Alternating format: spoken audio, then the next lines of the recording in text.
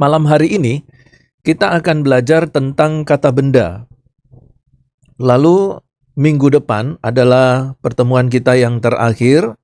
Kita akan belajar bagaimana menggunakan bahasa Yunani untuk menafsir firman Tuhan. Dan untuk pertemuan yang terakhir nanti, ada satu software yang mungkin kita akan gunakan supaya nanti dengan software itu kita dapat memaksimalkan pemahaman bahasa Yunani kita dan kita dapat menafsirkan dengan baik dan benar.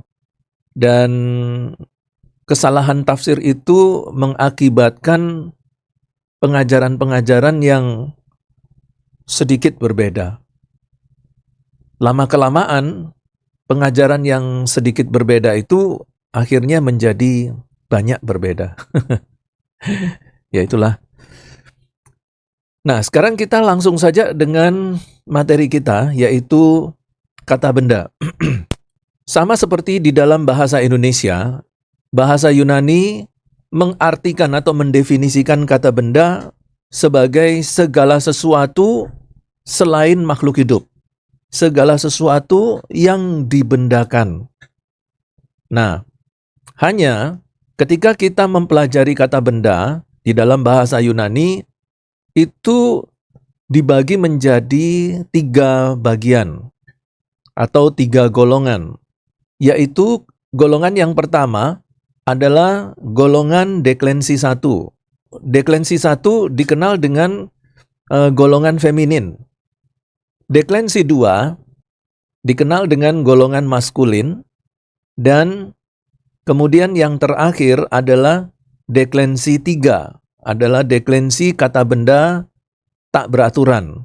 Nah, karena deklensi kedua adalah kata benda yang mudah untuk dipahami, maka kebanyakan di dalam kurikulum, deklensi kedua diajarkan terlebih dahulu, baru setelah itu deklensi 1, dan kemudian yang terakhir, yang paling sulit, golongan ketiga, yaitu deklensi 3, deklensi tidak beraturan. Jadi malam hari ini kita mempelajari yaitu deklensi kedua dulu, baru setelah itu kita akan mempelajari deklensi 1, lalu kemudian deklensi 3. Untuk mempelajari kata benda dalam bahasa Yunani, maka kita sebaiknya mempelajari terlebih dahulu unsur-unsur yang ada di dalam sebuah kata benda. Untuk itu kita akan sama-sama melihat di papan tulis. Kalau kita melihat tabel ini adalah tabel dari kata benda deklensi 2. Nah, untuk deklensi 2, tadi disebutkan seringkali dikenali dengan deklensi maskulin, karena di dalam penggolongan kata benda ini, sebagian besar kata bendanya itu berkelamin maskulin. Dan juga sebagian kecil itu berkelamin neuter. Nah, untuk mengetahui tentang unsur kata benda, terlebih dulu kita memperhatikan unsur yang pertama, yaitu unsur gender.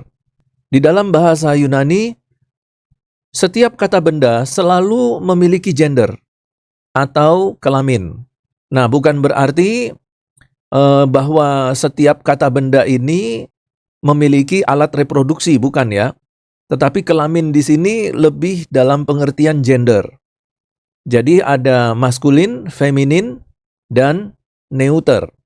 Ada 3 gender di dalam kata benda, maskulin, feminin, dan neuter. Kalau maskulin, kita tahu bahwa gendernya cenderung mengarah kepada gender laki-laki, kemudian feminin kepada perempuan, dan neuter itu adalah kata benda yang tidak memiliki kelamin.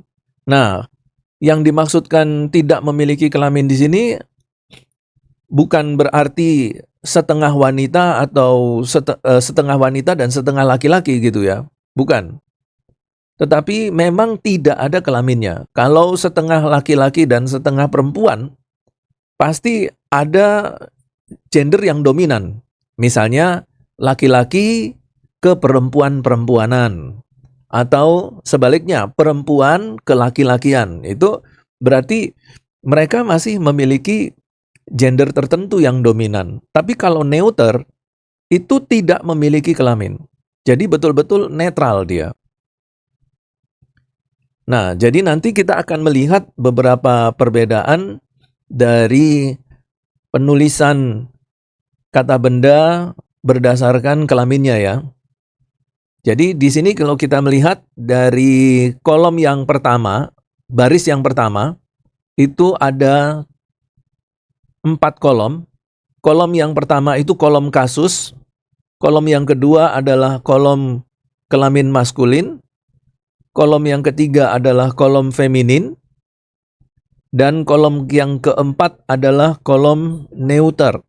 Lalu kemudian unsur yang berikutnya setelah kelamin atau setelah gender yaitu kasus. Bahwa setiap kata benda itu memiliki kasus. Untuk malam hari ini kita mengenal 5 kasus. Tetapi sebenarnya di dalam eksegese kata benda itu memiliki 8 kasus. Nah, kasus-kasus itu adalah nominatif, genetif, datif, akusatif, vokatif. Nanti kita akan pelajari. Dan kalau kita melihat dalam pengertian yang lebih luas tentang kasus, itu ada 8. Jadi yang pertama itu adalah ini kasus kata benda ya.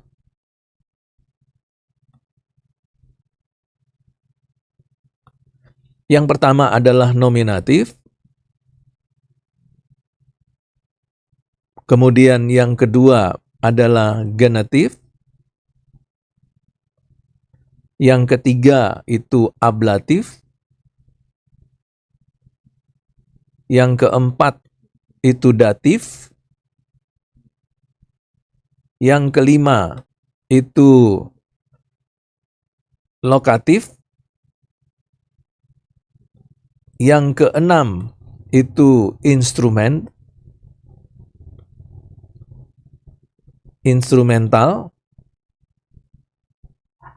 Yang ketujuh itu akusatif. Dan yang kedelapan adalah vokatif. Ya. Jadi sebagian mengelompokkan kata benda itu menjadi 8 kasus. Tetapi yang kita pelajari malam hari ini adalah 5 kasus. Ini 5 kasus, yang ini 8. Nah, untuk secara morfologi sebenarnya 8 kasus itu bisa dikatakan tetap dihitung 5 kasus. Jadi untuk nomor 1 itu tetap kasus yang pertama, 2 dan ketiga itu kasus yang kedua, kemudian 4, 5, 6 itu kasus yang ketiga, 7 itu kasus yang keempat, 8 itu kasus yang kelima. Nah ini kita bicara tentang jumlahnya dulu ya, jumlah banyaknya kasus.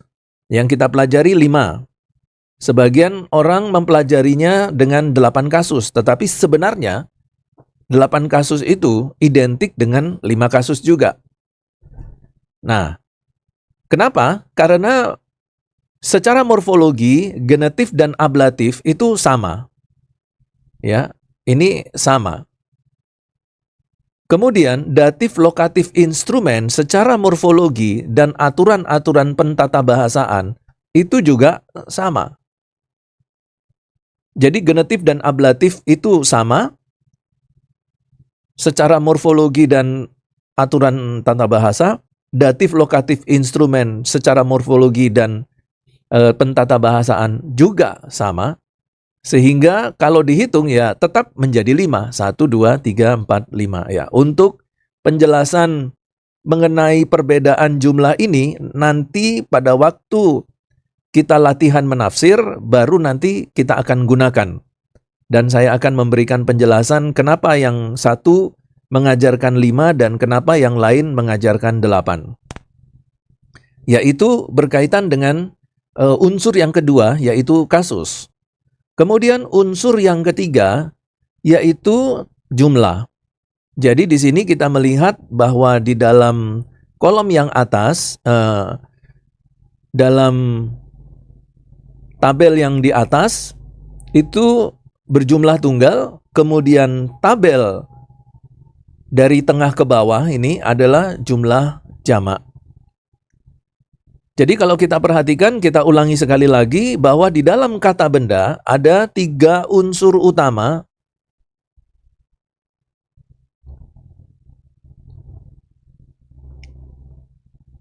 dari kata benda, yaitu yang pertama adalah kelamin, kemudian yang kedua adalah kasus, dan yang ketiga adalah jumlah. Ya, untuk jumlah kita tahu ada tunggal dan ada jamak. Kasus ada 5. Nominatif ini kasus yang pertama. Genetif kasus yang kedua. Datif kasus yang ketiga. Akusatif kasus yang keempat, dan vokatif kasus yang kelima. Nah, di samping 3 unsur utama dari kata benda, kita juga akan mempelajari yang namanya morfologi kata benda.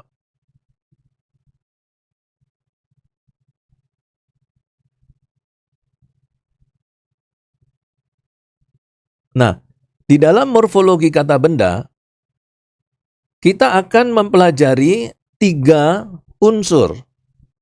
Yang pertama, yaitu tentang kata dasar. Kata dasar dari kata benda. Kemudian yang kedua, kita akan belajar tentang artikel. Atau sering juga disebut dengan kata sandang.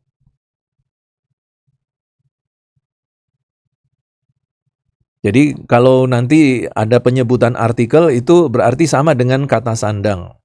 Dan yang ketiga adalah akhiran.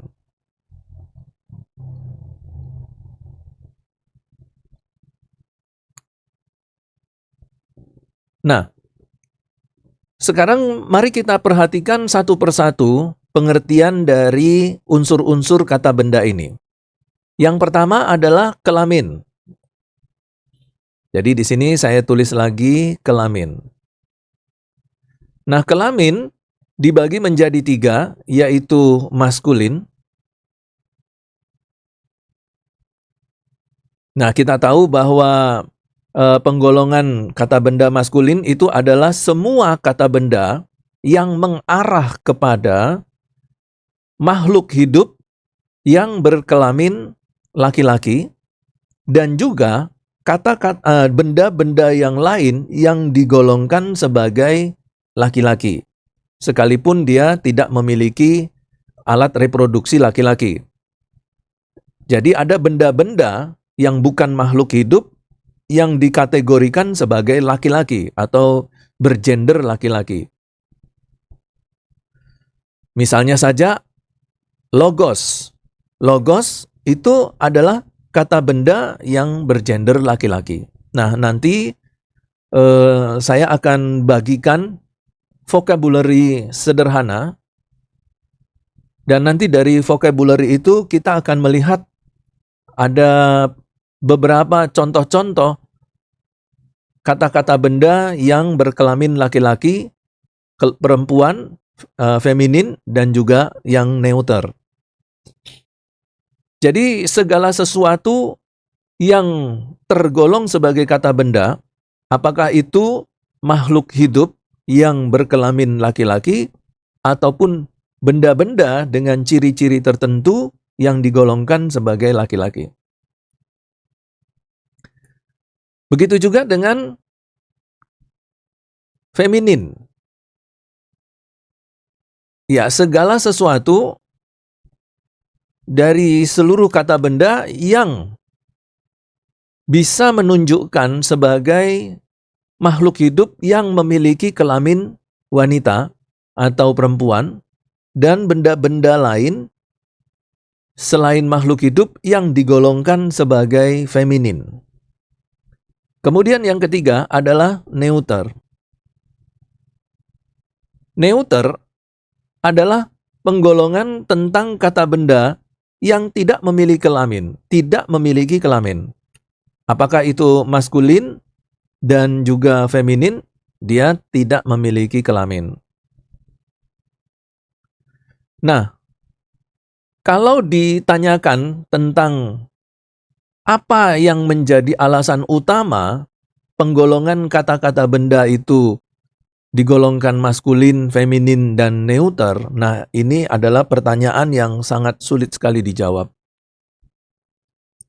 Saya selama mengajar bahasa Yunani sudah mencoba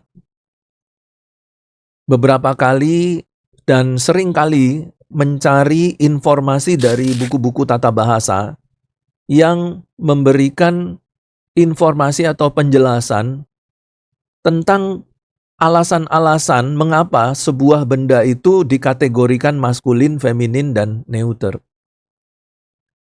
Jadi misalnya logos itu dikategorikan maskulin. Pertanyaannya kan, kenapa kok dia tidak digolongkan feminin saja? Ya tentu pasti ada alasannya ya, yang kita tidak tahu. Kemudian gereja. Gereja itu kata benda yang memiliki kelamin feminin. Pertanyaannya, kenapa gereja tidak digolongkan maskulin saja? Bukankah gereja lebih cocok kalau maskulin? Gitu. Kemudian pneuma, roh, itu dikategorikan sebagai neuter. Nah, kita tidak tahu bagaimana orang-orang Yunani itu menggolong-golongkan, ya.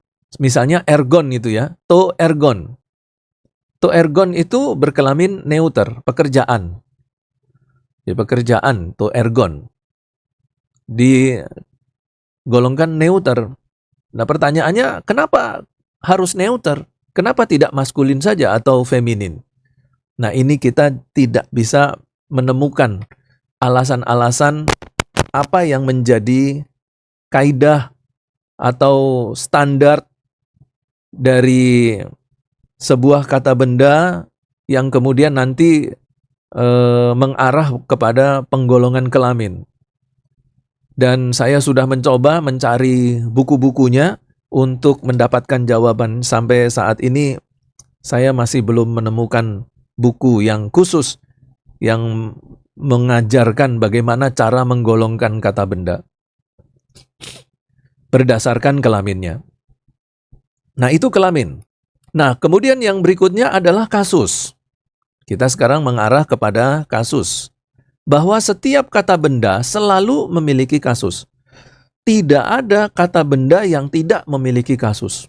Sesederhana apapun kata benda itu, pasti dia memiliki kasus. Nah, kasus ini adalah suatu keberadaan ya. Keberadaan sebuah kata benda yang nanti akan mengarah kepada fungsi atau kedudukan kata benda, fungsi dan kedudukan kata benda itu di dalam kalimat. Jadi kalau nanti kita ketemu di dalam kalimat itu ada sebuah kata benda, maka pertanyaannya, apa fungsi dari kata benda ini di dalam kalimat? Lalu yang kedua, yaitu keberadaan kata benda ini, ya, posisi kata benda ini di dalam kalimat itu sebagai apa? Nah, pertanyaan-pertanyaan tadi itu adalah pertanyaan-pertanyaan yang berkenaan dengan kasus. Jadi kasus itu adalah keadaan dari sebuah kata benda, fungsi dari sebuah kata benda yang ditunjukkan dalam sebuah nama dalam satu kasus untuk memudahkan kita mengidentifikasi sebuah kata benda itu berfungsi sebagai apa, kedudukannya seperti apa di dalam kalimat. Yang pertama adalah nominatif, kasus nominatif. Nah, kasus nominatif ini adalah kasus yang di dalam kata kerja, di dalam sebuah kalimat dia berfungsi sebagai subjek. Jadi kalau kita menemukan sebuah kata benda di dalam kalimat itu dia berfungsi atau berkedudukan sebagai subjek, maka dia dikenal dengan kasus nominatif. Lalu yang kedua, yaitu kasus genetif. Kasus genetif adalah kasus kepemilikan.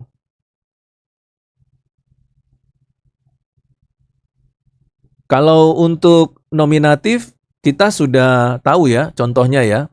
Misalnya, kalau kita menuliskan contoh sederhana bahasa Indonesia dulu ya. Budi bermain bola. Di sini kalau kita bagi, Budi sebagai subjek, bermain itu predikat, bola itu objek.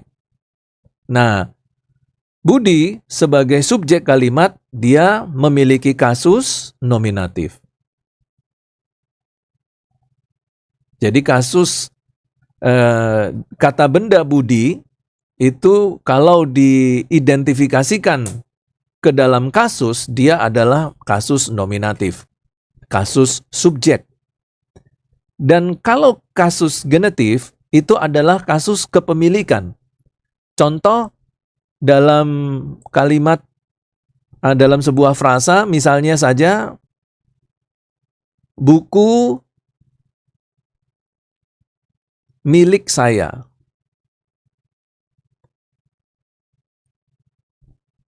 Atau bisa dikatakan dengan kalimat lain, buku saya.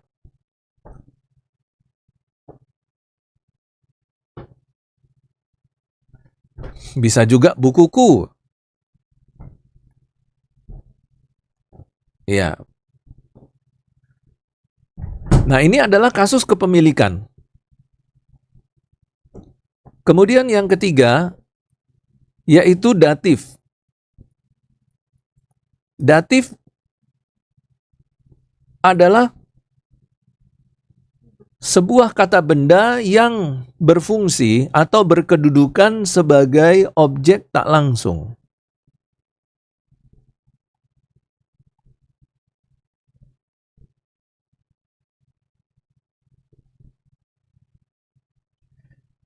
Jadi kalau di dalam kata benda bahasa Yunani, objek tak langsung itu nanti kalau diterjemahkan ke dalam bahasa Indonesia, harus disisipkan kata kepada. Jadi kata kepada ini sebagai cara untuk menunjukkan bahwa kata benda yang dimaksud adalah kata benda objek tak langsung. Kalau menggunakan contoh, misalnya ibu sedang berbicara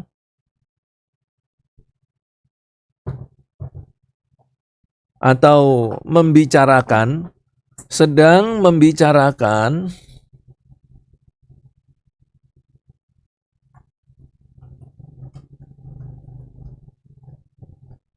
masakan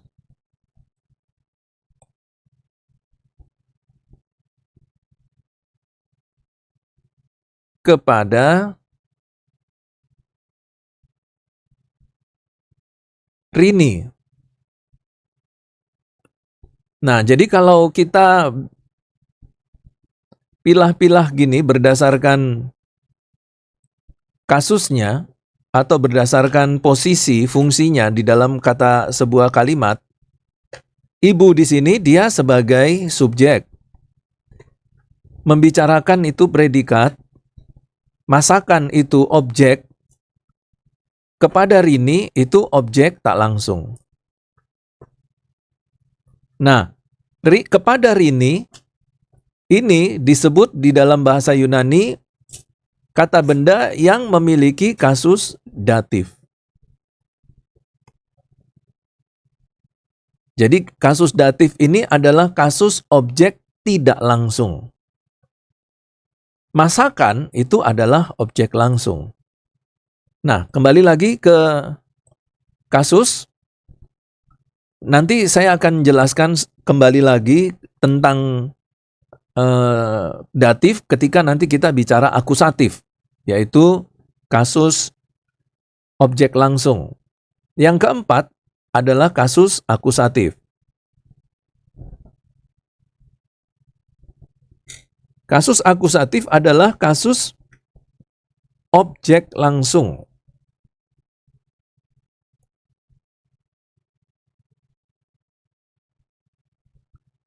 Nah, kalau kita lihat di dalam kalimat yang baru saja ini menjadi contoh, bahwa masakan di sini dia berkedudukan atau berfungsi sebagai kata benda objek langsung di dalam kalimat ini. Maka masakan ini di dalam bahasa Yunani memiliki kasus akusatif.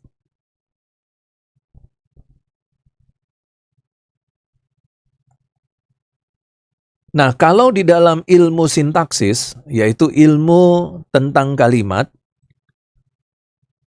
bahwa objek langsung adalah objek yang memiliki keterkaitan secara langsung dengan subjek kalimat. Sedangkan objek tak langsung adalah objek yang memiliki keterkaitan tidak langsung dengan subjek. Atau subjek melakukan suatu aktivitas yang ditujukan secara khusus kepada objek langsung. Bukan kepada objek tak langsung. Jadi kalau sekarang kita lihat di dalam kalimat ini, ibu sedang membicarakan masakan, berarti masakan di sini adalah satu objek yang mendapatkan perhatian secara khusus dari si ibu. Bukan kepada Rininya. Rini ini adalah objek yang kedua. Jadi ini objek tidak langsung. Misalnya saja kalau saya memberikan ilustrasi, kalau ada seorang ayah memiliki 2 orang anak, ya, dan kemudian kedua anaknya ini tidak tidur siang, tetapi mereka mengendap-endap keluar dari rumah dan kemudian mereka pergi bermain-main di siang hari, tidak tidur siang. Akhirnya ketahuan, maka pada waktu kedua anak ini pulang, si ayah ini sudah menunggu dengan rotan di depan pintu.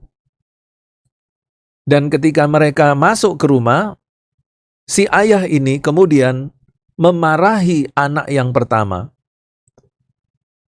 Nah, ketika si ayah ini memarahi anak yang pertama, sebenarnya si ayah ini bermaksud adalah bahwa marah yang dia lakukan itu ditujukan kepada seluruh anak-anaknya, kedua anaknya. Tetapi ketika dia marah, mata dan kalimatnya itu ditujukan kepada anak yang pertama. Sedangkan anak yang kedua itu tidak terlalu diperhatikan pada waktu ayah ini marah. Jadi ayah ini marah kepada anak yang pertama, tetapi sekaligus kepada anak yang kedua juga. Itu berarti bahwa anak yang pertama menjadi objek langsung yang dimarahi oleh sang ayah. Anak yang kedua, walaupun tidak merasa dimarahi, tetapi sudah termasuk dimarahi.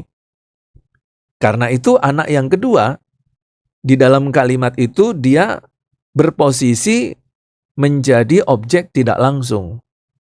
Dimarahi tidak langsung, secara tidak langsung. Yang dimarahi secara langsung adalah objek langsungnya, yaitu kakak yang pertama. Nah, ini adalah salah satu analogi untuk mempermudah memahami perbedaan antara objek langsung dan objek tidak langsung. Dan hal ini akan menjadi sangat penting sekali ketika kita membaca sebuah ayat di dalam Alkitab dan kita menemukan ada dua objek. Satu objek langsung dan satu objek tak langsung. Maka itu berarti bahwa di dalam kalimat firman Tuhan itu, subjek itu memiliki kepentingan yang utama itu kepada objek langsungnya, bukan kepada objek tak langsung. Nah, nanti kita akan lihat, atau mungkin kita bisa melihat contoh itu sekarang ya, daripada nanti-nanti gitu. Nah, ini misalnya saja ya, kalau kita lihat dalam kasus Matius 16 ayat yang ke-23. Maka Yesus berpaling dan berkata kepada Petrus, "Enyahlah iblis, engkau suatu batu sandungan bagiku, sebab engkau bukan memikirkan apa yang dipikirkan Allah, melainkan apa yang dipikirkan manusia." Nah, di sini kita melihat ada Petrus, tetapi di depan Petrus ada kata kepada. Maka Yesus berpaling dan berkata kepada Petrus. Nah, kalau di dalam bahasa Indonesia, dengan konstruksi kalimat ini, kita langsung bisa melihat bahwa Petrus ini sepertinya adalah objek langsung.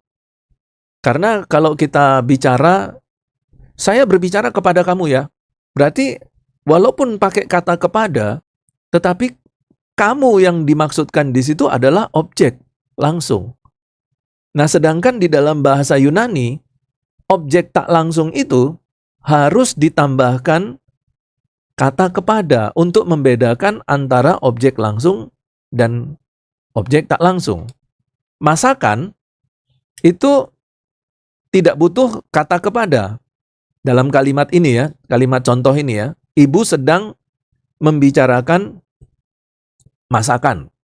Masakan tidak perlu kata kepada, karena dia adalah objek langsung. Tetapi Rini membutuhkan sisipan kata kepada, supaya Rini itu jelas posisinya di dalam kalimat itu sebagai objek tak langsung.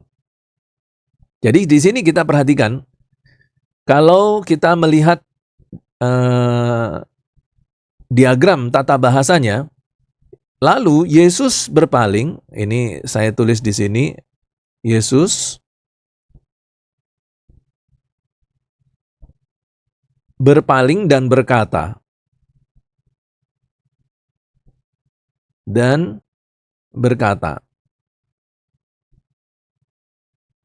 Nah, perkataan Yesus adalah enyahlah iblis.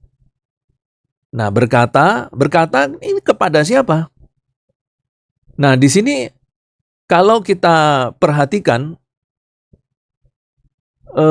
konstruksi dalam kalimatnya, pentata bahasaannya, yaitu Yesus, dia sebagai subjek kalimat, atau kita sebut sebagai nominatifnya. Berpaling dan berkata itu kata kerja atau predikat.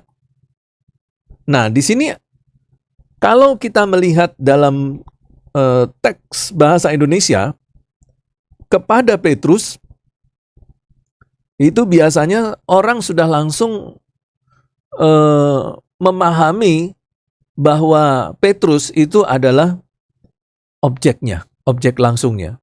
Karena di dalam bahasa Indonesia, kata objek langsung itu bisa dibubuhi dengan kata kepada, bisa juga tidak dibubuhi kata kepada. Misalnya Budi bermain bola, tidak ada kata kepadanya. Disebut bola itu objek langsung. Tapi misalnya saya berkata kepada Anton, maka walaupun saya memakai kata kepada, Anton itu tetap sebagai objek langsung. Nah, itu bahasa Indonesia. Maka di sini kita harus hati-hati supaya secara khusus pada waktu kita membaca Alkitab ya. Jangan sampai konsep berpikir bahasa Indonesia kita tentang kebahasaan Indonesia kita itu kita terapkan untuk memahami Alkitab bahasa bahasa Yunani. Itu jangan sampai seperti itu. Karena terkadang ada konsep-konsep ketatabahasaan Indonesia itu yang tidak cocok dengan konsep-konsep ketatabahasaan bahasa Yunani. Contohnya seperti ini tadi. Yesus berpaling dan berkata kepada Petrus. Nah, di dalam bahasa Yunaninya, itu Petrus di sini sebagai objek tak langsung. Jadi di sini saya tulis kepada Petrus. Di sini, Petrus di sini adalah objek tak langsung. Lalu siapa objek langsungnya? Kosong. Di objek langsungnya kosong. Tetapi yang menarik bahwa ada penyebutan kata setan. Nah, kata setan itu di dalam bahasa Yunani, dia berkasus vokatif. Vokatif itu adalah kasus seruan. Jadi di sini saya tuliskan setan atau iblis. Setan atau iblis. Nah, ini ditulis dalam bentuk kasus vokatif. Nah, vokatif itu adalah kasus seruan. Ini kita kembali ke kasus dulu ya. Tambahkan dulu yang nomor 5, setelah akusatif itu vokatif. Vokatif ini adalah kata benda dalam kasus seruan, berfungsi sebagai kata benda seru. Misalnya, hai saudara-saudara, hai saudaraku.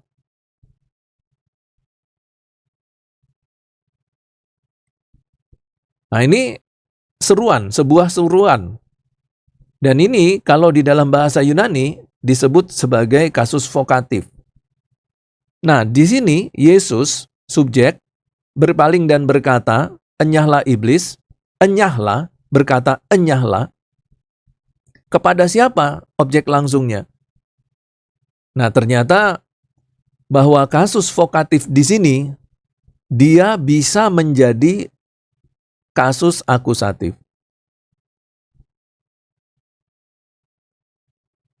Jadi, Yesus berpaling dan berkata secara langsung kepada iblis. Jadi akusatifnya di sini kasusnya adalah diambil alih atau dipegang oleh iblis. Itu berarti bahwa iblis di sini di dalam kalimat ini bukan saja dia berkasus vokatif, tetapi dia juga sudah berkasus akusatif atau objek langsung. Jadi kalau kita melihat kasus di dalam Lukas 16 ayat 23, Yesus berpaling dan berkata, objek yang diajak berbicara, objek yang mendapatkan marahan dari Yesus, enyahlah, itu bukan Petrus, tetapi iblis. Nah, tetapi banyak orang kemudian menafsirkan kalimat ini di dalam Lukas 16 ayat 23 ini salah. Karena mereka berpikir bahwa iblis di sini bukanlah sebuah makhluk yang berposisi sebagai objek, bukan. Tetapi iblis ini ada yang menafsirkan hanya sebuah ungkapan. Ada yang menafsirkan sebagai bahasa simbol. Jadi Petrus itu disimbolkan seolah-olah seperti iblis.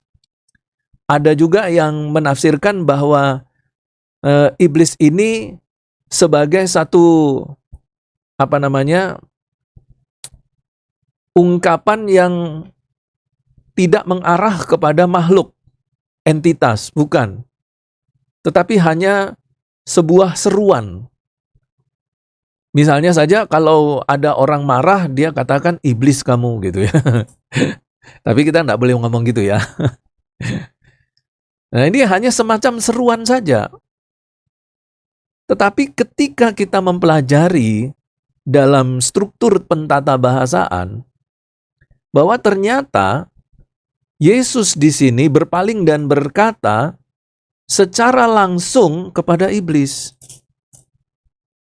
Dan secara tidak langsung kepada Petrus. Pak, apakah Petrus bisa Pak mengambil alih posisi akusatif? Tidak bisa.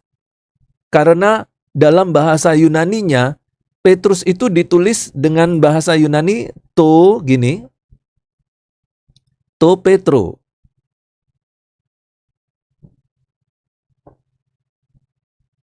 Gini.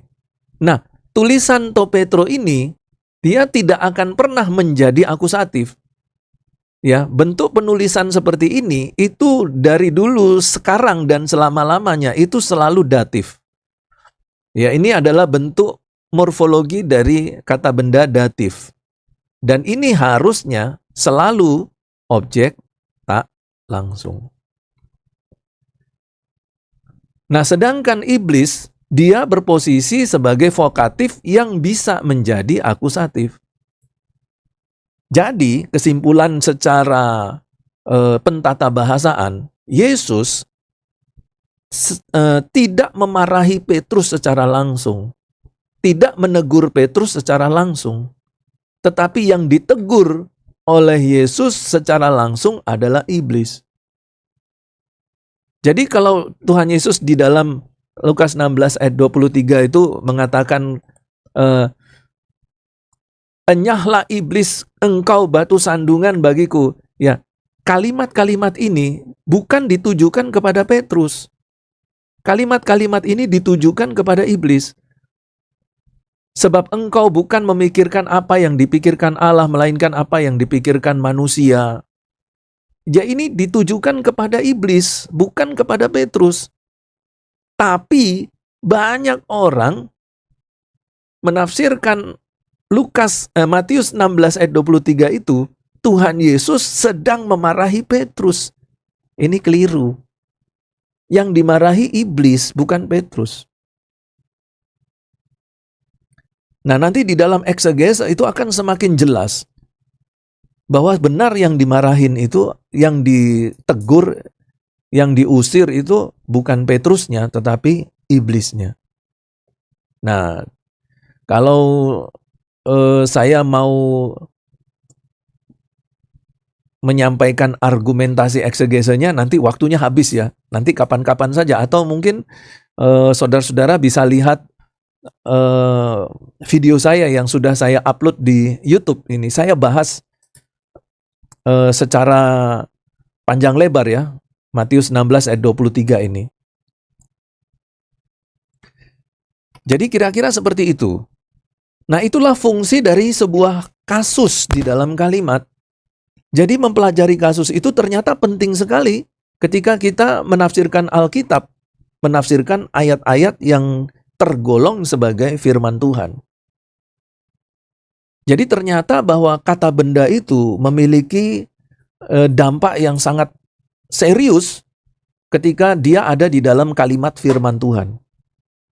Nah, contohnya dalam Matius 16 ayat 23 ini. Coba Bapak Ibu pikirkan, berapa banyak Bapak Ibu mendengarkan khotbah tentang perikop ini, dan semuanya pasti menyalahkan Petrus. Ada yang mengatakan, itulah memang Petrus, seorang yang bertemperamen sanguin. Ya, yang pertama dia berkata, engkau Mesias anak Allah yang hidup. Sekarang baru berapa menit dia sudah berubah. Dia kemudian katakan, kiranya hal itu dijauhkan daripadamu, guru. Lalu Tuhan Yesus menghardik itu. Nah, kemudian orang langsung berpikir, Tuhan Yesus lagi marahin Petrus. Dan menggunakan ungkapan iblis. Berarti Petrus sedang melakukan kesalahan fatal. Sampai-sampai disimbolkan seperti iblis. Itu penafsiran yang salah ya, penafsiran yang keliru.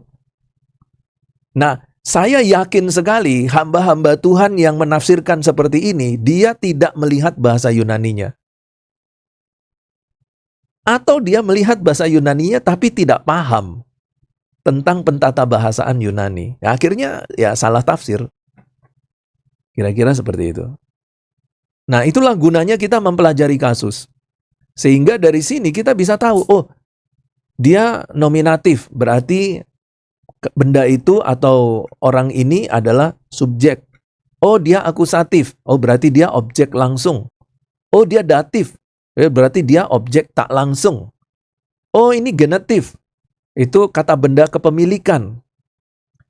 Nah, jadi dari situ kemudian kita bisa terus kembangkan analisa penafsiran kita berdasarkan kasus-kasus tadi. Sehingga kita jadi mengerti apa maksud dari kalimat ini, ya, diarahkan atau yang berkaitan dengan kasus-kasus tadi, seperti yang di dalam ayat ini Matius 16:23, bahwa ternyata yang dihardik oleh Yesus itu adalah objek langsungnya, iblisnya. Sedangkan Petrus, dia tetap dimarahi tetapi tidak langsung. Seperti yang tadi saya analogikan itu ya, 2 kakak beradik yang tidak tidur siang itu. Yang dimarahi ya kakak pertama. Ya adiknya santai-santai aja. Bahkan adiknya itu tidak merasa kalau dia dimarahin gitu.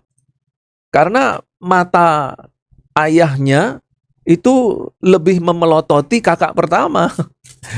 Pada waktu sang ayah marah itu mata, wajah, dan posisi badan itu ke anak pertama, yaitu sebagai objek langsung yang dimarahi. Sedangkan adik itu sebagai objek tak langsung, ya ikut mendapatkan terkena imbas marah dari sang ayah, tapi tidak betul-betul dimarahi gitu loh. Makanya harus hati-hati dalam menafsir ya. Nah, itu tadi adalah kasus. Jadi tadi kita lihat di sini, kita sudah mempelajari kelamin. Ya, kata benda itu ada maskulin, feminin, neuter. Kemudian kata benda itu juga memiliki kasus. Ya, kasus nominatif, genetif, datif, akusatif, vokatif. Nah, sekarang yang ketiga yaitu jumlah. Bahwa kata benda itu memiliki jumlah. Ya, dari segi jumlah itu ada yang berjumlah tunggal, ada yang berjumlah jamak.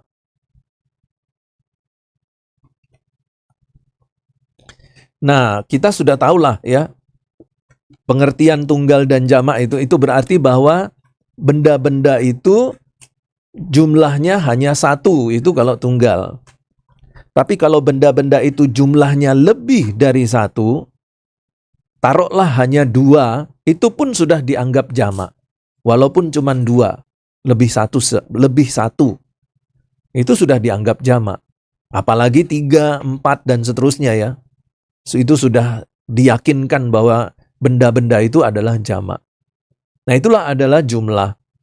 Nah, seringkali jumlah ini tidak terlalu jumlah di dalam kata benda itu seringkali tidak terlalu dipusingkan, tidak terlalu diperhatikan. Bahkan seringkali unsur jumlah dalam kata benda itu seringkali diabaikan pada saat kita membaca Alkitab.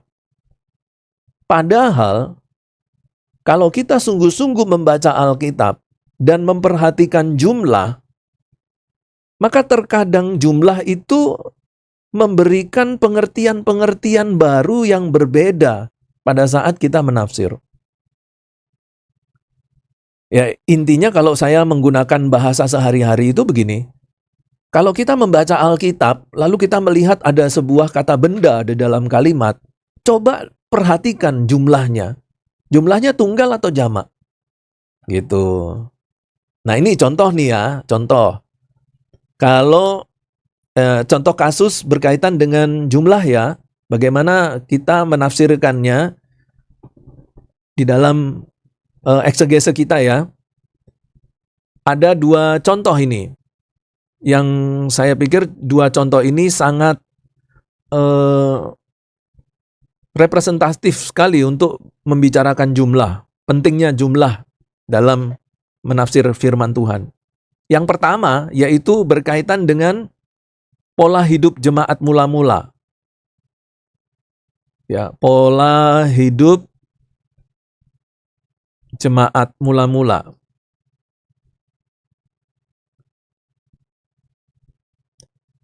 Di sini kalau kita lihat judul perikopnya, cara hidup jemaat mula-mula itu ada di Kisah Rasul pasal 2 ayat 41 sampai 47. Kemudian pasal 4 ya, bukan pasal 5 ya. Kemudian ada juga Kisah Rasul 4 ayat 32 dan 37. Ya. Kita lihat dulu Kisah Rasul pasal 2 ayat 41. Orang-orang yang menerima perkataannya itu memberi diri dibaptis dan pada hari itu jumlah mereka bertambah kira-kira 3.000. Kira-kira 3.000 jiwa. Mereka bertekun dalam pengajaran rasul-rasul dan dalam persekutuan dan mereka selalu berkumpul untuk memecahkan roti dan berdoa. Maka ketakutanlah mereka semua sedang rasul-rasul itu mengadakan banyak mujizat dan tanda. Dan semua orang yang telah menjadi percaya tetap bersatu dan segala kepunyaan mereka adalah kepunyaan bersama. Dan selalu ada, ini perhatikan ayat 45, dan selalu ada dari mereka yang menjual harta miliknya, lalu membagi-bagikannya kepada semua orang sesuai dengan keperluan masing-masing. Jadi kita lihat di sini, di ayat 45 disebutkan bahwa mereka ya, ada dari mereka yang menjual harta miliknya. Oke, ini catatan kita dulu ya. Nah, sekarang kita lihat di pasal yang keempat. Kisah Rasul pasal yang keempat, ayat 32. Adapun kumpulan orang yang telah percaya itu, mereka sehati sejiwa, dan tidak seorang pun yang berkata bahwa sesuatu dari kepunyaannya adalah miliknya sendiri. Tetapi segala sesuatu adalah kepunyaan mereka bersama. Ini sama ya tadi ya, hampir sama ya. Isinya dalam di ayat yang ke-32 ini. Kemudian ayat 34, sebab tidak ada seorang pun yang berkekurangan di antara mereka. Karena semua orang yang mempunyai tanah atau rumah menjual kepunyaannya itu. Dan hasil penjualan itu mereka bawa. Dan mereka letakkan di depan kaki rasul-rasul. Nah, jadi perhatikan di sini. Kalau saya memberi catatan di papan tulis ya, di Kisah Rasul 4 ayat 34. Nih, kita lihat di sini. Ini cara untuk mengeksegese ya, Bapak Ibu. Sekaligus saya kasih contoh cara mengeksegese. Ini Kisah 4 ayat 34. Di sini dikatakan mereka. Itu berarti kalau mereka lebih dari satu. Ini saya tulis lebih dari satu. Tetapi mereka ini walaupun lebih dari satu bukan berarti semua jemaat. Bukan semua jemaat.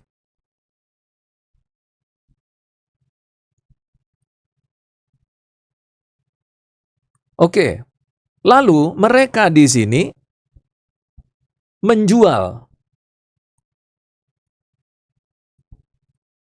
Menjual, kalau kita lihat di ayat 34, ada dua yang dijual bentuknya ya, yaitu tanah dan kemudian rumah. Oke, sebelum kita bicara tentang menjual tanah dan rumah, kita bicarakan tentang ini dulu. Bahwa banyak orang salah tafsir di sini. Kalau ada hamba Tuhan, ya, kalau ada hamba Tuhan mengkhotbahkan Kisah Rasul 4 tentang bagaimana kita harus mencontoh kehidupan jemaat mula-mula, kadang-kadang mereka itu salah dalam memberi penjelasan. Saudara-saudaraku, mari kita mencontoh kehidupan jemaat mula-mula. Mereka itu menjual. Betul, mereka menjual. Tetapi mereka ini memang lebih dari satu. Tetapi bukan semua jemaat. Jadi perhatikan bahwa orang-orang pada zaman itu memang ada beberapa yang menjual rumah dan tanah. Tetapi bukan seluruh jemaat itu ramai-ramai menjual rumah dan tanah. Tapi kalau kita dengar khotbah, mari kita mencontoh jemaat mula-mula yang rela menjual tanah dan rumah. Jadi seolah-olah kita itu diberikan pemahaman begini. Kamu itu loh, kamu itu berkorban seperti jemaat mula-mula yang menjual rumah dan tanahnya untuk Tuhan, untuk pekerjaan Tuhan.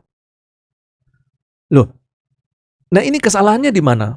Kesalahannya adalah bahwa yang menjual rumah dan tanah itu bukan seluruh jemaat.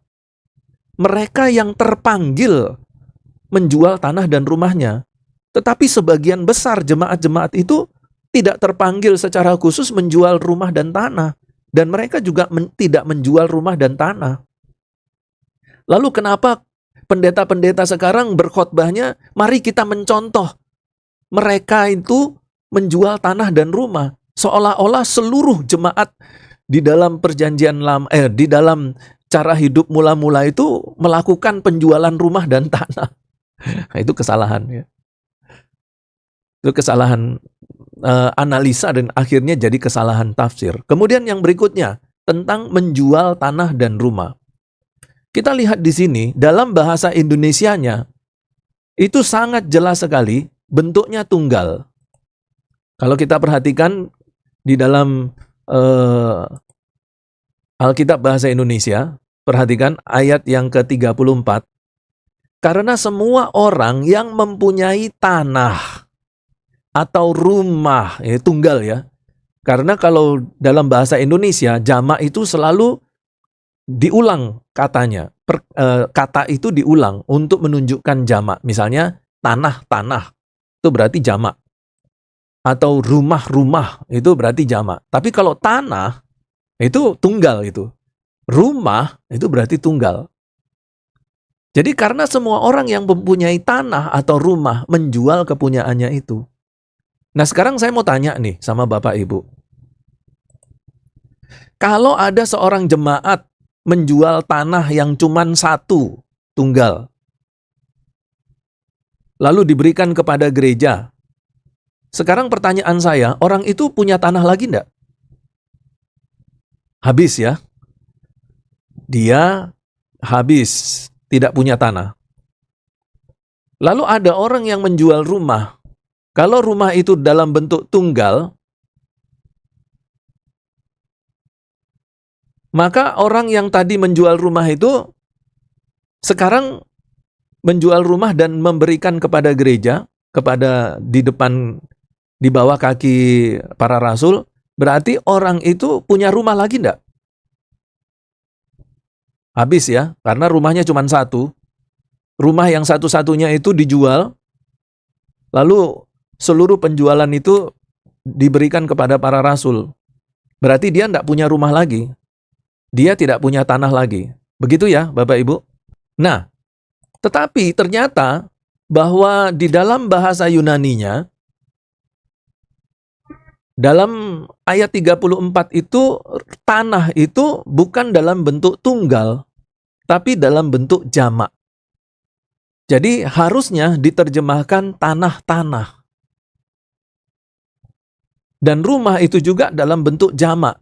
Dan harus diterjemahkan rumah-rumah.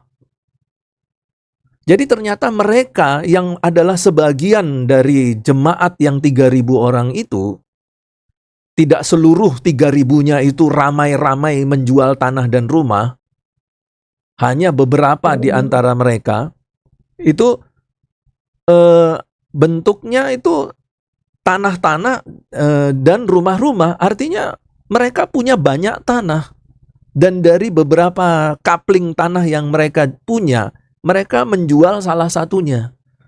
Begitu juga dengan rumah. Jadi mereka itu mempunyai beberapa rumah, dan salah satu rumah yang mereka miliki itu mereka jual. Ada beberapa pengertian tentang penafsiran ini.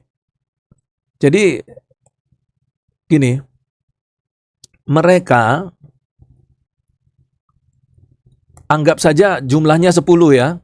Mereka itu jumlahnya 10 orang. Pak, mereka itu kan 10 orang. Ya kan?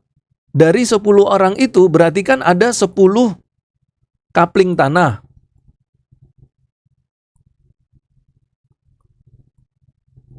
Dan juga ada 10 rumah.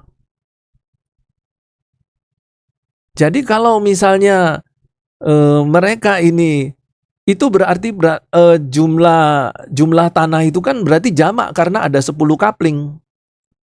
Jumlah rumah itu adalah dalam bentuk tulisan jamak karena memang ada 10 rumah. Karena mereka ini adalah 10 orang. Tetapi tanah itu pun adalah tanah yang tunggal. Sebenarnya tunggal itu adalah setiap 10 orang punya satu tanah. Tapi karena dijumlahkan, karena mengikuti kata mereka, jadi tanahnya jadi ditulis dalam bentuk jamak. Itu pengertian yang pertama. Pengertian yang kedua, bahwa mereka di sini, ya, anggap saja 10 orang juga. Nah, masing-masing 10 orang itu, dia punya beberapa kapling tanah.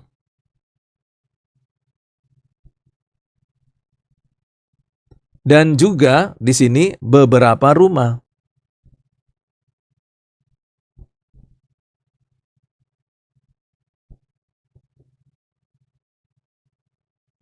Nah, sekarang pertanyaannya, mana Pak yang paling benar dalam penafsirannya?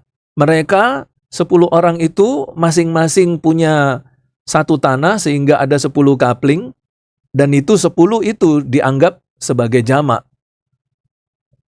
Dan yang satu, yaitu mereka tetap dihitung seperti 10 orang juga, dan masing-masing dari 10 orang itu punya beberapa kapling tanah dan beberapa rumah.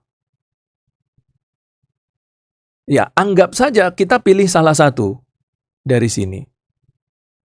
Tetapi konsekuensinya adalah bahwa pada waktu menerjemahkan tanah,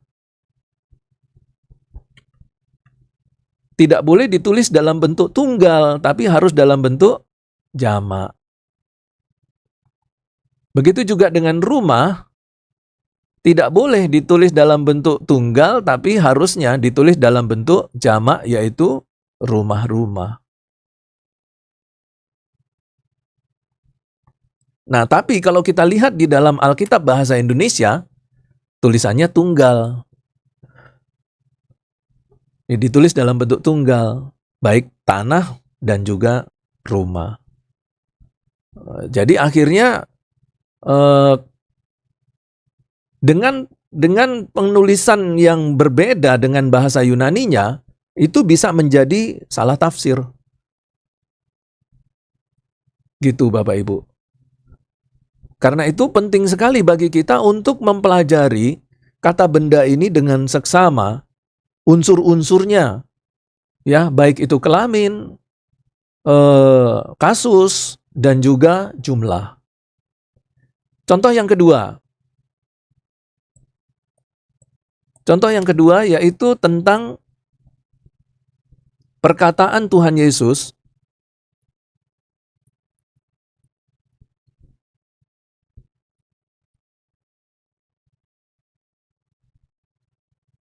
perkataan Tuhan Yesus tentang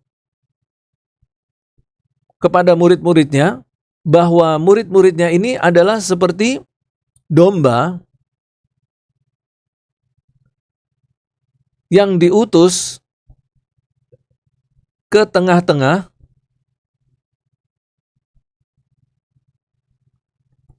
serigala.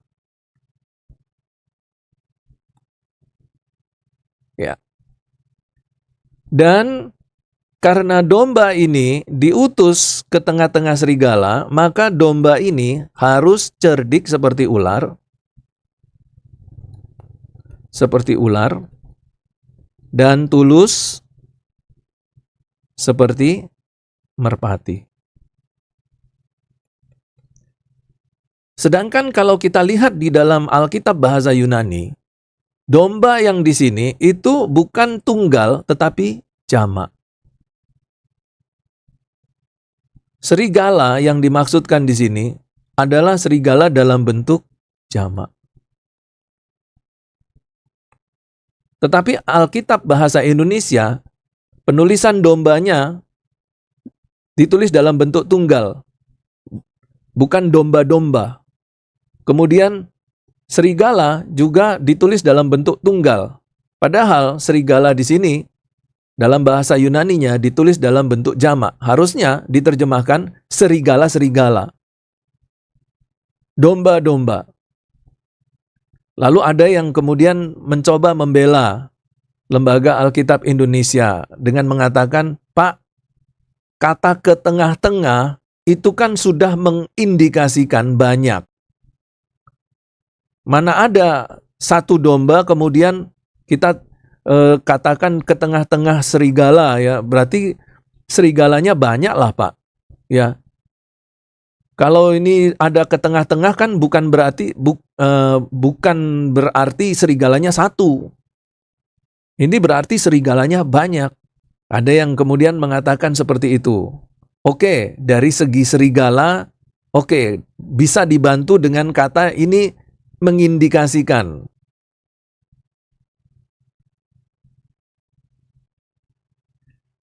Tetapi bagaimana dengan domba? Domba ditulis tunggal, sedangkan bahasa Yunani jamak. Nah, ini bisa menyebabkan salah tafsir. Kenapa? Karena banyak orang kemudian menafsirkan, banyak hamba Tuhan kemudian menafsirkan bahwa karena di sini ada tulisan domba dalam bentuk tunggal, itu berarti bahwa setiap pribadi. Jadi di sini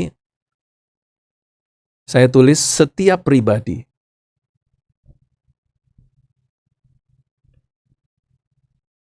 Itu dia harus cerdik seperti ular dan tulus seperti merpati.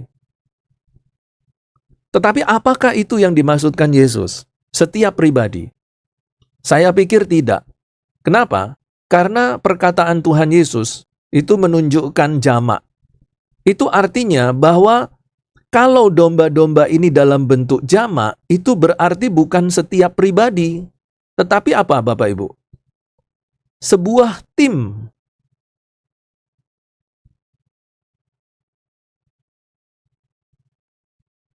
Tim yang terdiri dari beberapa anak-anak Tuhan. Sekelompok anak-anak Tuhan.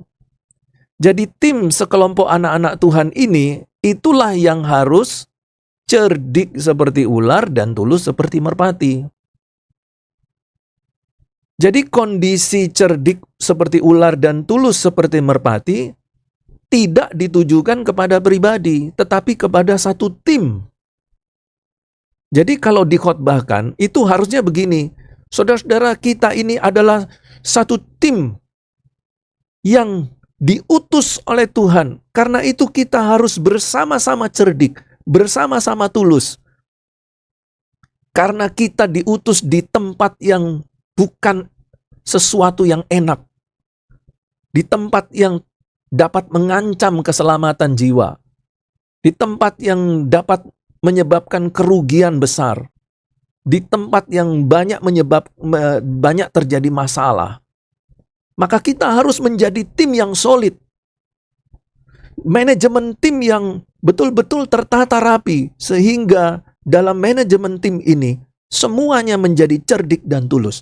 Ada yang khotbah seperti itu? Tidak ada. Khotbahnya diarahkan kepada siapa? Pribadi.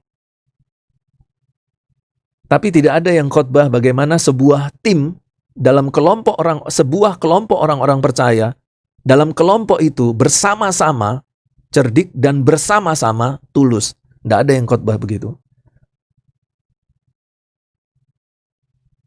Atau ada? Kalau ada mungkin bisa disampaikan. Pak, ada Pak. Saya pernah Pak. Entah di mana saya lupa, tapi ada. Wah, itu kalau ada itu berarti pendeta itu betul-betul mengeksegese dalam bahasa Yunaninya dengan benar. Kalau dia betul-betul mengeksegese bahasa Yunaninya dengan benar dan teliti, dia akan menemukan bahwa yang dimaksudkan Tuhan Yesus bukan pribadi yang cerdik dan tulus, tetapi tim orang-orang Kristen yang bersatu padu, tim yang solid, itu yang tim yang cerdik, tim yang tulus. Begitu. Nah, jadi kita melihat di sini betapa pentingnya memperhatikan jumlah di dalam kata benda. Apalagi kalau itu ada di dalam kalimat-kalimat firman Tuhan.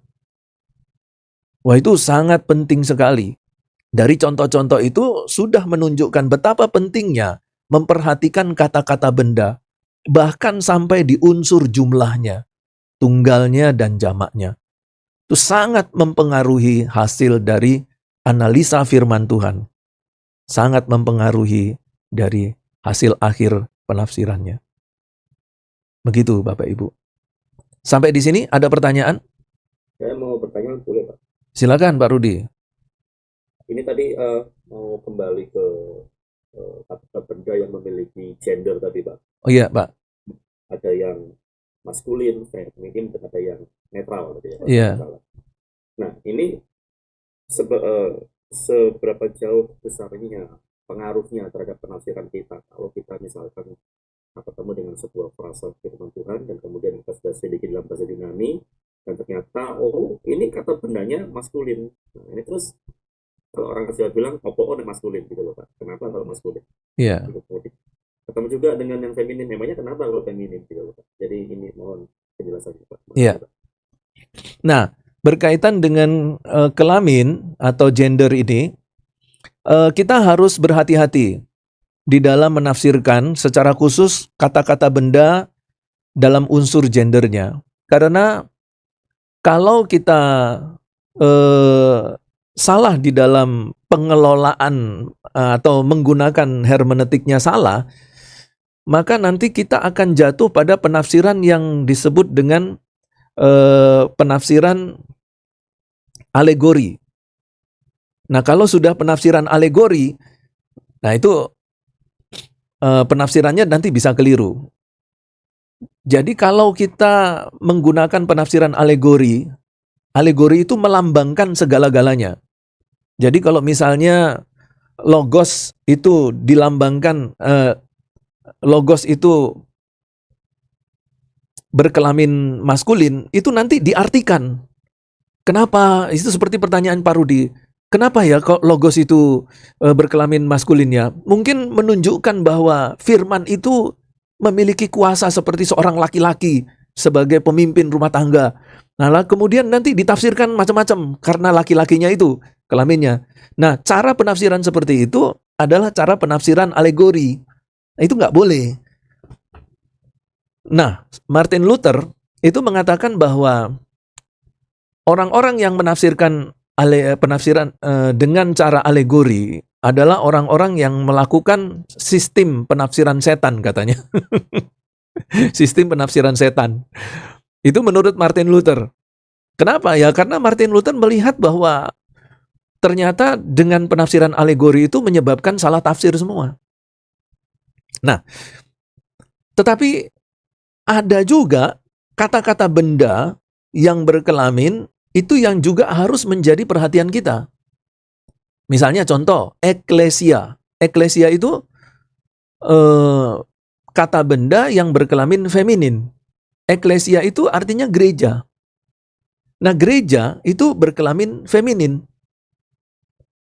Dan kita juga tahu bahwa ketika Tuhan Yesus memberikan perumpamaan tentang perkawinan dan pengantin,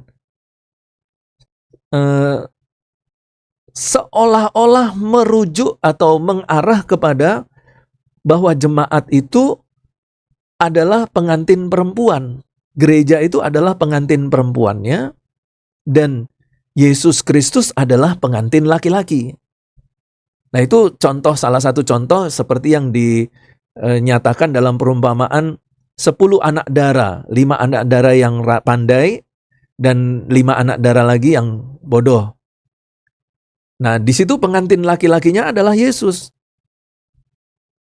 Dan jemaat itu kemudian dialegorikan menjadi pengantin perempuan. Karena jemaat ini adalah gereja, gereja adalah eklesia, eklesia berkelamin feminin. Nah, jadi ada kata-kata benda tertentu yang gendernya itu bisa menjadi acuan kita untuk menafsir. Tetapi tidak semuanya.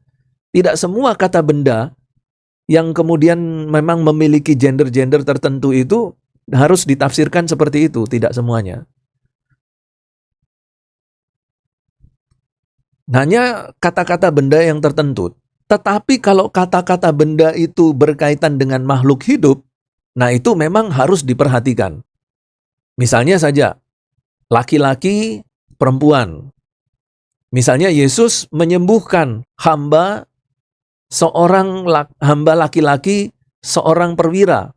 Nah, kita tahu bahwa hambanya itu seorang laki-laki. Nah, di sini kita bisa kembangkan kata benda yang memiliki gender laki-laki. Hamba ini kata benda. Gendernya apa? Maskulin, laki-laki. Karena memang dia punya alat reproduksi laki-laki. Hamba laki-laki. Nah, di sini kita bisa kembangkan karena memang ada perbedaan antara hamba perempuan dengan hamba laki-laki. Budak perempuan dan budak laki-laki itu memiliki perbedaan yang cukup signifikan pada waktu zaman Kekaisaran Romawi, ya, zaman masa Tuhan Yesus. Maka ketika disebutkan budak laki-laki itu memiliki pemahaman eksegese yang berbeda dengan budak perempuan. Nah, di sini gender harus bisa menjadi perhatian kita untuk menganalisa. Tetapi yang lain-lain itu jangan dipaksakan. Kalau kita paksakan yang lain-lain, nanti jadi berantakan gitu. Misalnya danau. Danau itu berkelamin perempuan. Lalu kita mulai berpikir, kenapa danau itu berkelamin perempuan? Kita cocok-cocokan ya, pakai teologi gatuk gitu ya. Akhirnya muncul penafsiran. Kenapa danau itu perempuan? Maksudnya apa? Galilea itu perempuan. Nelayan itu laki-laki semuanya. Berarti ada keseimbangan yang sempurna. Danau perempuan, murid-murid Yesus sebagai nelayan adalah semuanya laki-laki. Kesatuan yang utuh. Kemudian kita tafsirkan lagi, nah itu alegori itu. Jangan. Nggak boleh. Tapi kalau memang seperti gereja, memang memiliki memiliki peluang untuk ditafsirkan. Jenis kelaminnya kita bisa tafsirkan. Karena juga ada ayat-ayat referensi di bagian Alkitab yang lain yang mendukung untuk kita menafsirkan jenis kelamin dari gereja, kata benda gereja itu. Gitu. Ya, ada lagi? Oke, Kak. Benar, Pak.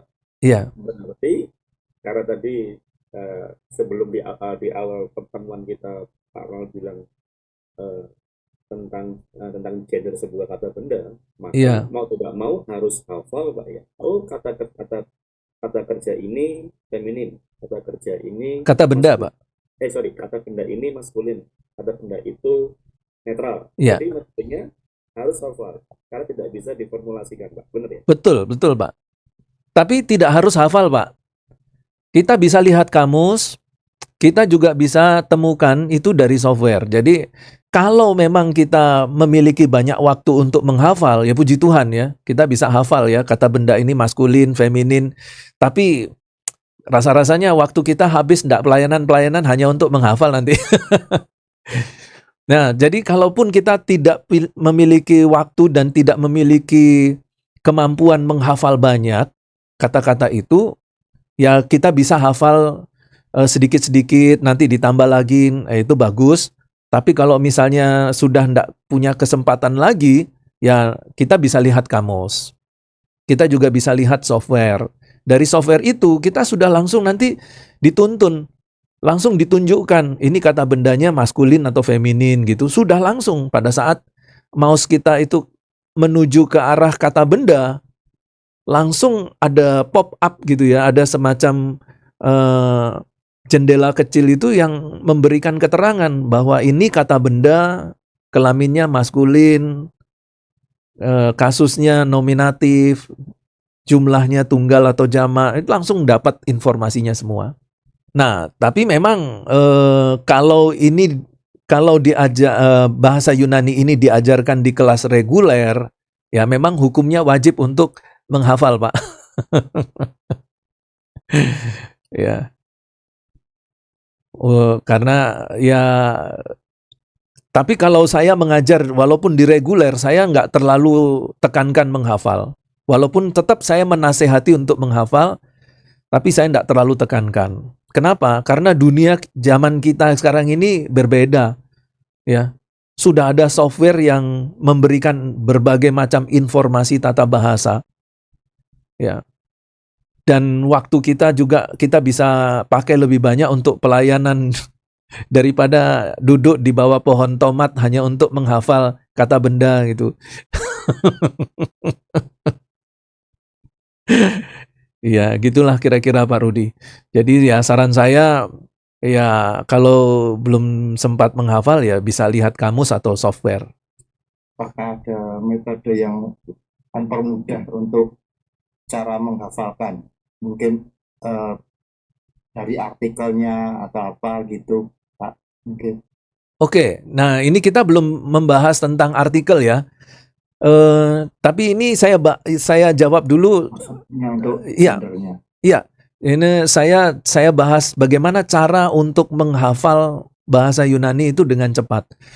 Nah, ada satu teknik untuk menghafal dengan cepat dalam belajar bahasa Yunani, yaitu dengan menggunakan flashcard. Nah, ada flashcard dalam bentuk elektronik.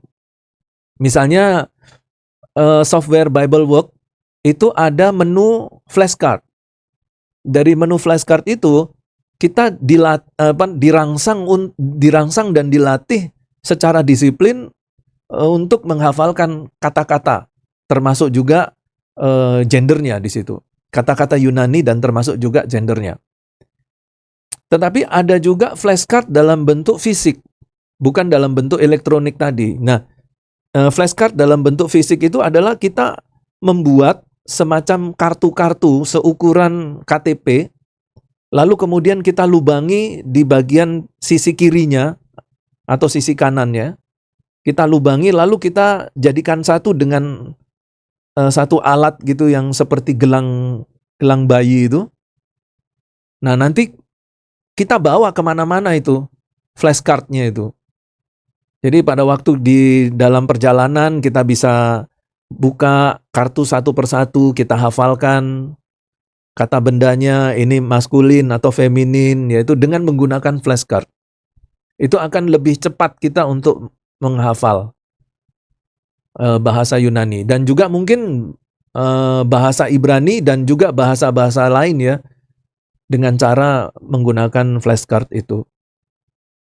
Nah, di samping itu kita juga bisa mengidentifikasi sebuah kata benda itu dengan melihat struktur dari kata bendanya.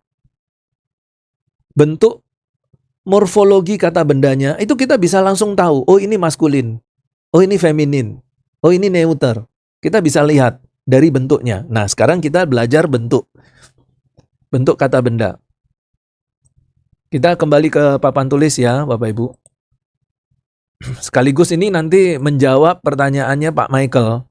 Apakah dari artikel-artikel sebuah kata benda itu kita bisa dapat mengidentifikasi jenis kelamin atau gender kata benda? Ya, bisa.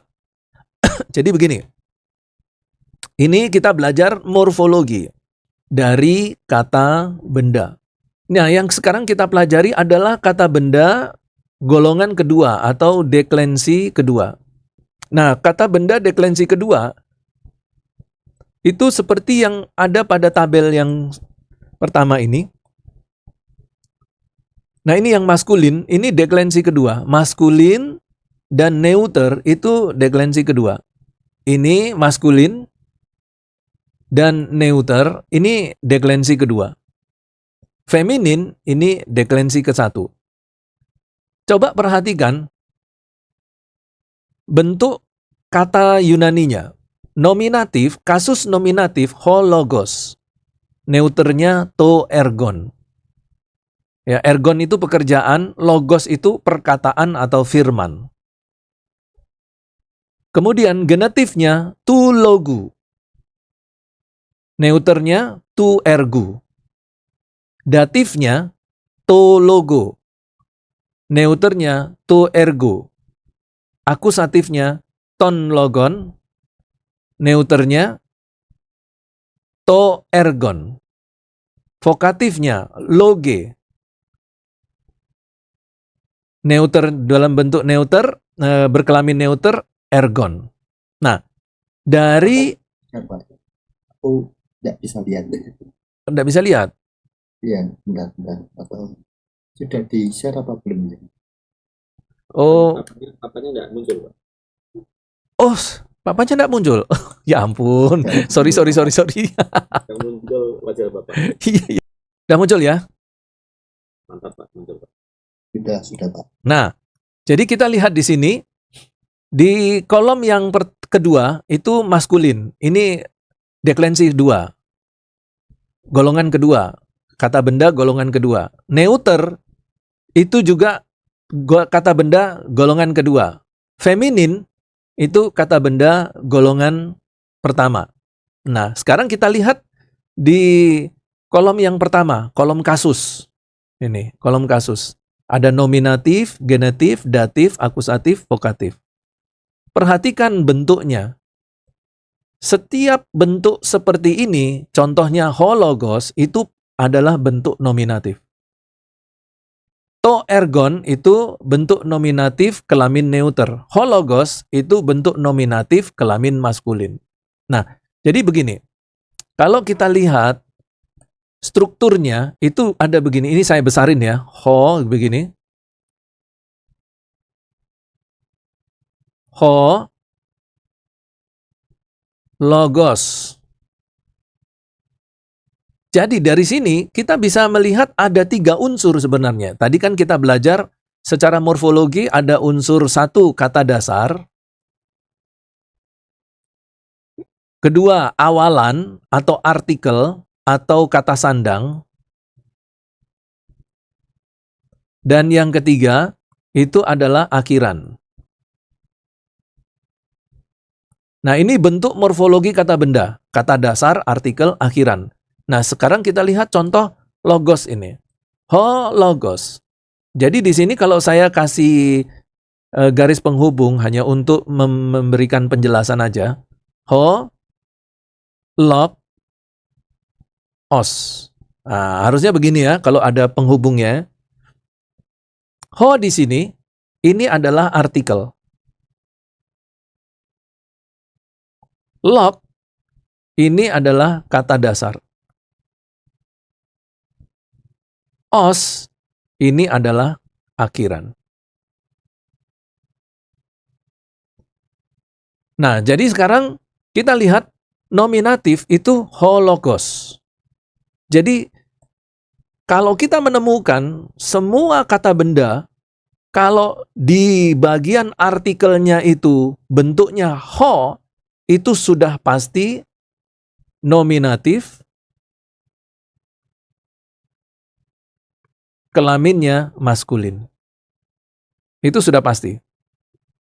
Nggak usah dihafalkan. Lihat artikelnya saja, kita sudah langsung tahu, oh dia maskulin. Gitu. Kalau feminin, Pak. Kalau feminin bukan ho, tapi he. Ya, he. Nah, ini he ini perempuan ini. Ini feminin. Ini he ini adalah feminin untuk nominatif. Jadi kalau kita perhatikan dalam tabel itu, ini nominatif itu ho logos. Ya, nominatif ho logos. Jadi nominatif itu selalu dalam bentuk artikel ho. Genetif juga sama. Selalu dalam bentuk artikelnya tou. Tou. Log. O. Nah, perhatikan. Antara artikel dan akhiran itu memiliki bunyi yang mirip. Dan penulisan yang mirip. Dan itu selalu harus berpasangan. Itu berarti bahwa artikel ho dia selalu berpasangan dengan akhiran os. Untuk genetif, artikel tu dia selalu berpasangan dengan akhiran u. Nanti tinggal masukkan kata dasarnya log. Jadi ho logos, tu logu. Gitu. Datif objek tak langsung dia selalu menggunakan artikel to untuk tunggalnya. Ini semua masih tunggal ya. To, log, sorry. To, log, kata dasar, akhirannya o. Jadi artikel to selalu berpasangan dengan akhiran o. Kemudian akusatif, tunggal. Artikelnya selalu ton. Ya. Kata dasarnya log, akhirannya on. Itu berarti artikel ton selalu berpasangan dengan akhiran on. Nah, ini masih tunggal. Jadi perhatikan di dalam penulisan kata benda harus mempunyai artikel dan mempunyai akhiran. Dan berdasarkan artikel dan akhiran ini kita bisa menentukan apakah dia maskulin ataukah dia feminin, dan juga kita bisa tahu kasusnya apa. Jadi kalau ho itu pasti kasusnya nominatif. Kalau tu dia pasti kasusnya genetif. Kalau artikelnya to dia pasti kasusnya datif. Ton itu kasusnya akusatif. Sama seperti tadi contoh Petrus, dia menulisnya dalam bentuk to Petru. To, kemudian ini huruf besar. Nah, begini. Ya, yang tadi contoh Petrus tadi ya. Jadi tulisannya to Petru. Nah, ini perhatikan datif. Ya, artikelnya to. Petrus juga dia menggunakan artikel to. Nah, dari sini kita bisa mengidentifikasi kata benda Petrus di sini itu kasusnya datif, kelaminnya maskulin, jumlahnya tunggal. Ya, karena ini masih kelompok berjumlah tunggal. Dan to ini adalah artikel maskulin. Nah, jadi kita bisa langsung identifikasi, oh ini kata benda Petro ini berarti dia maskulin. Gitu. Dan to ini juga dia berkasus datif. Itu berarti to Petro ini adalah objek tak langsung. Karena itu, karena Petro di sini sebagai objek tak langsung, dia tidak secara langsung ditegur Yesus. Tidak secara langsung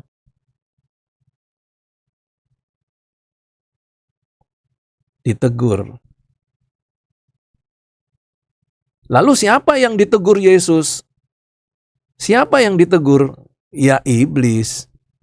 Kenapa? Ya karena iblis di sini dalam kalimat dia berposisi sebagai objek langsung akusatif.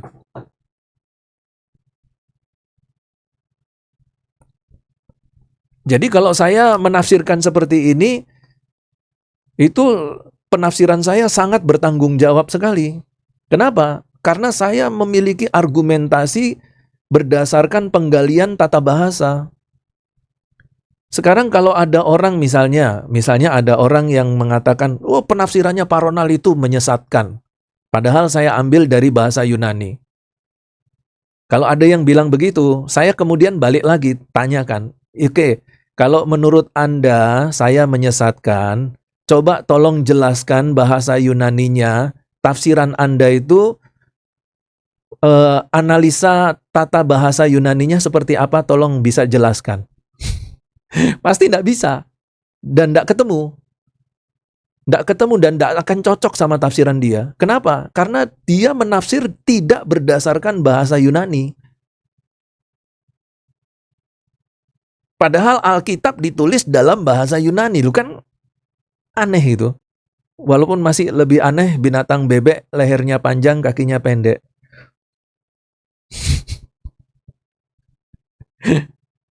Ya kalau ada yang mau itulah asiknya kalau kita menafsirkan itu dengan bahasa Yunani.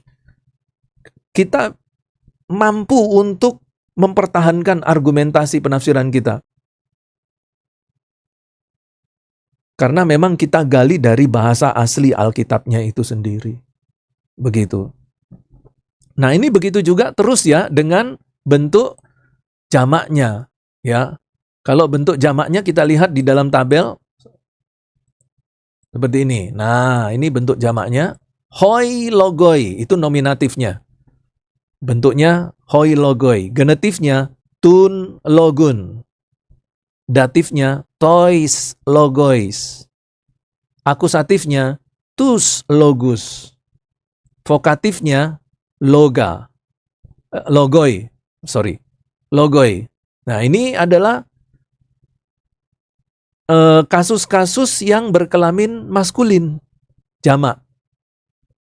Perhatikan artikelnya, nominatif selalu menggunakan artikel hoi, akhirannya oi. Genetif selalu menggunakan artikel tun dengan akhiran un. Datif selalu menggunakan artikel tois dengan akhiran ois. Akusatif jamak selalu menggunakan artikel tus dengan akhiran us. Nah, nanti tinggal masukkan saja bahasa kata dasar bendanya, log. Jadi hoi logoi, tun logun, tois logois.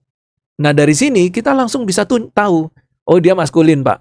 Loh dari mana Anda tahu kok ini maskulin? Nah ini ada hoi-nya, ini maskulin Pak. Oh iya betul.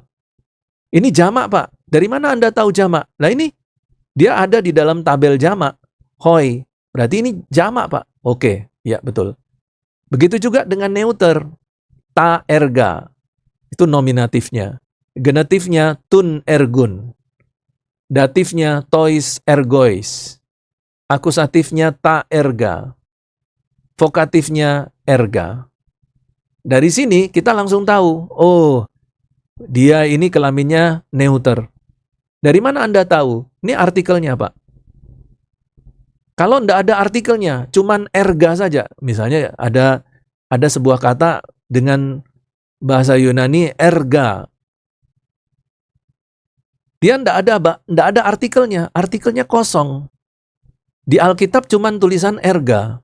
Dari sini saja kita juga sudah tahu. Dari mana? Dari akhirannya. Akhirannya A. Oh berarti ini dia. Ya. Dia menggunakan akhiran A. Ya berarti ini dia. Ta erga. Oh berarti dia ini kata benda. Ya, kata benda neuter. Kemudian jumlahnya jamak. Kasusnya nominatif.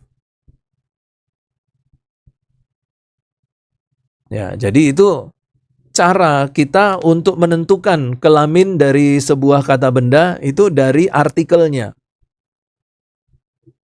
Dari bentuk kata bendanya.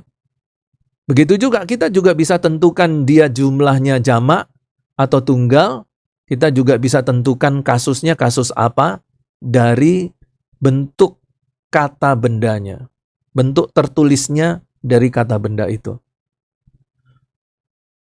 Nah, yang harus diperhatikan adalah apa? Artikelnya. Kalau artikelnya tidak ada, perhatikan akhirannya. Dari situ kita bisa tahu dia tunggal atau jamak, kita tahu kelaminnya, dan kita tahu kasusnya apa. Nah, kalau kita sudah tahu unsur-unsurnya, nah nanti kita bisa menerjemahkan dengan baik, sesuai dengan kaidah tata bahasa Yunani. Begitu Bapak Ibu. Ada pertanyaan? Kalau tidak ada pertanyaan, itulah materi kita pada hari ini, yaitu mempelajari kata benda, secara khusus kata benda yang berdeklensi atau bergolongan kedua, golongan maskulin dan neuter. Nah, hal yang sama kita akan bisa pelajari juga ketika kita mempelajari kata benda yang deklensi 1, feminin. Ya, cara memperhatikannya ya perhatikanlah unsur-unsur tadi. Dan kemudian nanti tinggal kita perhatikan aturan-aturannya bentuk feminin itu nanti ada beberapa tambahan-tambahan aturan. Dia agak sedikit lebih sedikit rumit dibandingkan maskulin. Feminin itu agak sedikit rumit. Ya. Makanya para istri itu walaupun kita sudah kenal, tapi mereka itu juga rumit. Karena banyak rahasia istri yang tidak kita ketahui. Cila. Iya ya. Nah, begitu juga ketika kita mempelajari golongan yang ketiga. Ya, perhatikan unsur-unsurnya, perhatikan artikelnya, perhatikan akhirannya, perhatikan juga aturan-aturan tambahannya. Nah, minggu depan kita akan mempelajari atau kita akan belajar bagaimana caranya menafsirkan firman Tuhan berdasarkan tata bahasa. Jadi di samping nanti kita juga akan menyinggung kembali apa yang sudah kita pelajari, kata kerja dan kata benda, tapi nanti juga kita akan mempelajari juga tata bahasa yang lain, ya. Misalnya kita membahas sedikit tentang medium, kita membahas sedikit tentang modus yang lain, ya. modus imperatif, modus subjungtif, kita bahas sedikit. Nah, dari situ nanti kemudian akan membantu kita untuk mendapatkan dasar yang kuat untuk kita nanti bisa menganalisa dan mengeksegese firman Tuhan. Begitu Bapak Ibu. Cukup jelas semua ya, tidak ada pertanyaan. Kalau tidak ada pertanyaan lagi, karena waktunya sudah jam 9, lewat sedikit, kita akan akhiri dan tutup kelas kita pada malam hari ini dengan berdoa.